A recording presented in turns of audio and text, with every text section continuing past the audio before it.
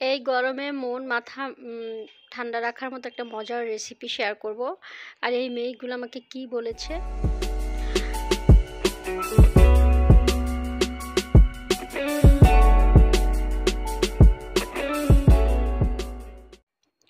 আসসালামু আলাইকুম, সবাই কেমন আছেন? আশা করছি সবাই ভালো আছেন। এই যে দেখেন, আন্তিকাকে দুপুরে আনার সময়, এখন দুপুর সময় বৃষ্টি হয় প্রায় সময়, ম্যাক্সিমাম টাইমে।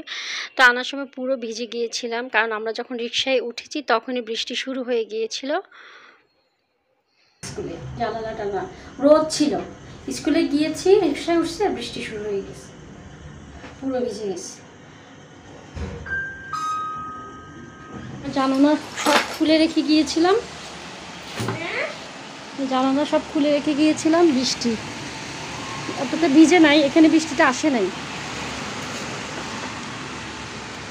তুমি আমাদের বেডরুমে যাও, দৌড় দাও, ওখানে দেখো, তাড়াতাড়ি গিয়ে জানালাটা মেরে দাও।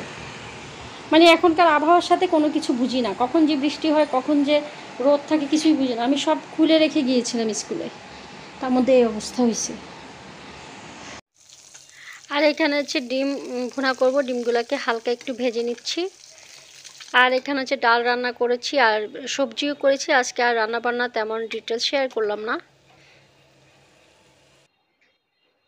আর এখানে একটা এই যে মজার নাস্তা আজকে আপনাদের সাথে আমি শেয়ার করব। এটা হচ্ছে আমি ময়দা নিয়ে নিয়েছি, ময়দাটাকে হচ্ছে লবণ আর পানি দিয়ে হচ্ছে এখন একটা ব্যাটার তৈরি করে নিচ্ছি। আমি অল্প অল্প করে পানি মিক্স করে নিচ্ছি, আর ব্যাটারটা হচ্ছে ভালো করে একটু মিক্স করে নিচ্ছি। এই যে আন্টি করছে, আমাকে হেল্প করছে।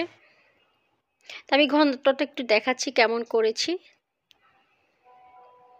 আর এখানে হচ্ছে আমি একটা ডিমও ফেটে নিয়েছি, আর ডিমের সাথে হচ্ছে পেঁয়াজ কাঁচামরিচ মিক্স করে দিয়েছি। আর এখানে একটা শসা কেটে নিয়েছি, শসার মধ্যে হচ্ছে আমি কাঁচামরিচ পেঁয়াজ তারপর হচ্ছে টমেটো কেচাপ দিয়ে শসাটাও রেডি করে নিচ্ছি নাস্তার বানানোর জন্য।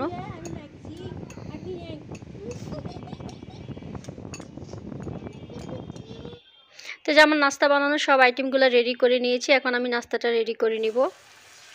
তো এই যে আমি গোলাটা হচ্ছে দিয়ে দিচ্ছি। এখানে হচ্ছে আমি গোল চামচের সাহায্যে তাওয়া সামান্য তেল ব্রাশ করে তারপর আজকে আমি দিয়ে দিলাম গোল চামচের সাহায্যে দিয়ে। তারপর কিছুক্ষণ একটু যখন সাদা সাদা হয়ে গিয়েছে তখন হচ্ছে আমি ডিমটা দিয়ে দিচ্ছি চামচে করে।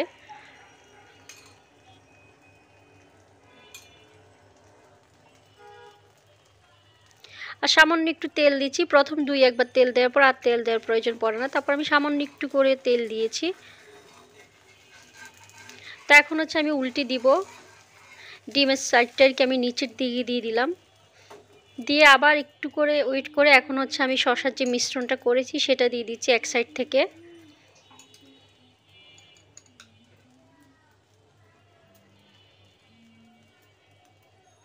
দিয়ে এটা হচ্ছে পাটিসাপটার মতো করে আর কি বানিয়ে নিচ্ছি। আর যেহেতু শসা আছে, শসা হচ্ছে একটা ঠান্ডা খাবার, তো এই নাস্তাটা করে খাবেন, মন মেজাজ মাথা ঠান্ডা থাকবে।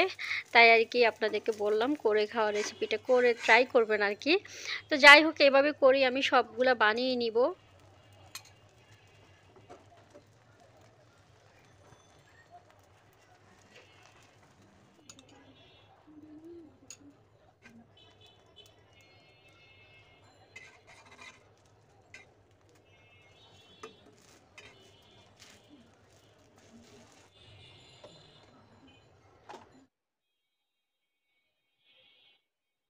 তো এই যে আমার নাস্তাটা কিন্তু রেডি হয়ে গিয়েছে।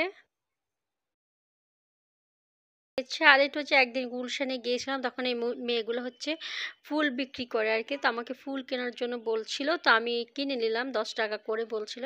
পরে কেনার পরে বলছে যে 20 টাকা করে দিতে হবে। তো কি করবো, আর উপায় না দেখে 20 টাকা করে দিয়ে দিলাম। তো ব্লগটি এ পর্যন্ত। আল্লাহ সবাইকে সুস্থ রাখুক, ভালো রাখুক, আল্লাহ হাফেজ।